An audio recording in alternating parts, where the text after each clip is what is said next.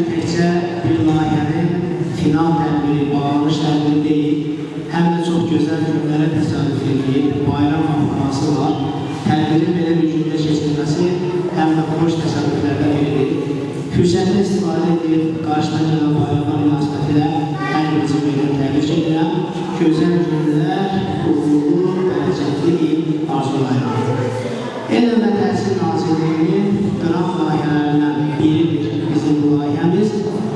Mən desəm ki, Azərbaycanda bugün bütün təhsil ictimaiyyətin diqqəti həm də bugün bu tədbirləri yalan olmaz.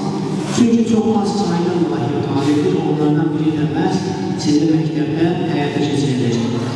Bu layihənin qatqıları nə olacaq? Təkcə layihə bir gün bitti, məsələ o deyil, layihə daxilləri olacaq. Elm və Təhsil Nazirliyinin bu layihəsi çərçivəsində məktəbə gözəl, çox funksiyalı, səs-güclü almanlıq edilir.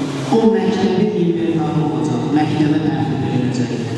Eyni zamanda 20 ədəd milli rəqs geyimi formaları təqdim olunur ki, bu da məktəbin növbəti dövrlərdə fənni tədbirlərin həyata keçirilməsində əvvəlsiz resurslardan biridir.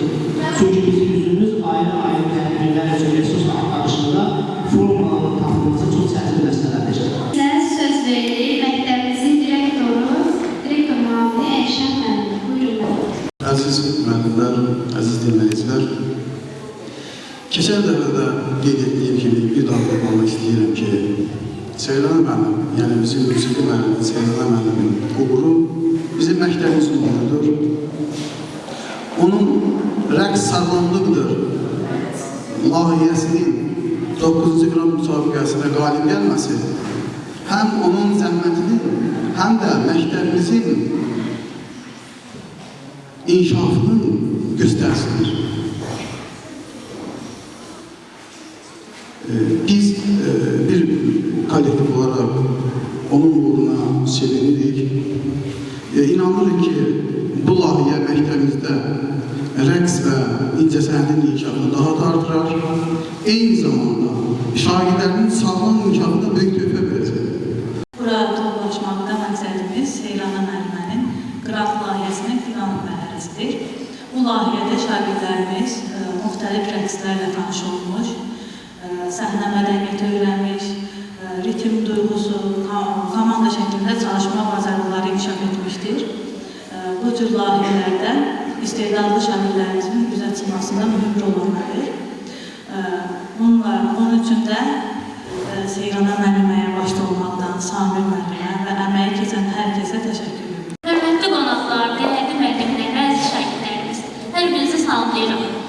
İlk öncə mən bu layihəni təşkil edən rəhbərliyə, təhsil sistemimizə, Təhsil Nazirliyinə, başda ilə Seylana müəllim olmaqla, Samir müəllim olmaqla təşəkkür edirəm. Ki, belə gözəl layihənin rəhbərliyi etdilər, təşkilində çalışdılar və bizim də bura bir balaca da olsa dəstəyimiz oldu. Uşaqlarla gözəl, xoş, çıxış istiqamətində getirə bildik. Siz bugün burada final tədbirlərini gördünüz. Biz